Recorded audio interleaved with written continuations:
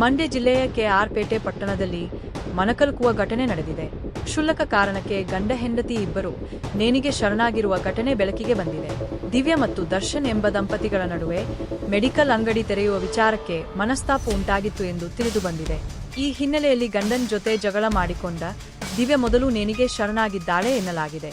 ಇದಾದ ಬಳಿಕ ಪತ್ನಿಯ ಕುಟುಂಬಕ್ಕೆ ವಿಡಿಯೋ ಕಾಲ್ ಮಾಡಿದ ದರ್ಶನ್ ನಂತರ ಆತನು ಕೂಡ ಆತ್ಮಹತ್ಯೆ ಮಾಡಿಕೊಂಡಿದ್ದಾನೆ ಎಂಬ ಮಾಹಿತಿ ಲಭ್ಯವಾಗಿದೆ. ಘಟನೆ ಸಂಬಂಧ ಪೊಲೀಸರು ಪ್ರಕರಣ ದಾಖಲಿಸಿಕೊಂಡು ಮುಂದಿನ ತನಿಖೆ ನಡೆಸುತ್ತಿದ್ದಾರೆ.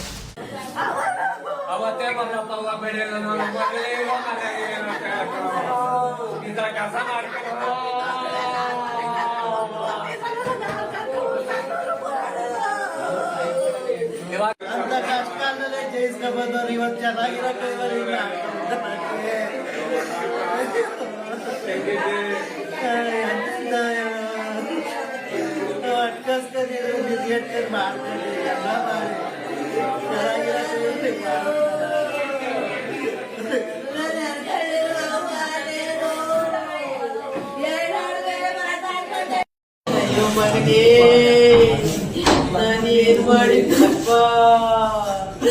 ಒಂದು ಕೇರಿನೂ ನೋಡ್ದಂಗೆ ನನ್ನ ಮಕ್ಕಳ ಸಾಕೊಂಡಿದ್ದಲ್ಲೋ. ಊರ್ಗೋ ಹೋದ್ರೆ ಏನಂದವರು ಅಂತ ನನ್ನ ಮಕ್ಕಳ ಜೋಡಿ ಹೆಂಗೆ ಸಾಕೊಂಡಿದ್ದೆ. ಫೋನ್ ಮಾಡಿದ್ರು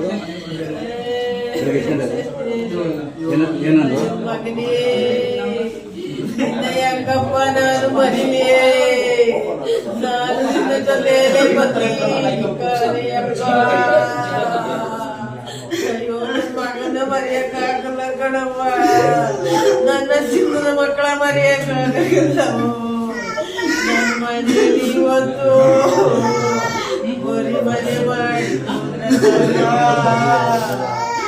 ಯಾಕೆ ಅವ್ವ ನನಗೆ ಇಂತ ಕರ್ಕೊಂಡು ಬರುವಂತ, ನಾನು ಯಾರು ಏನೇ ಮಾಡಿದ್ದೇನೆ.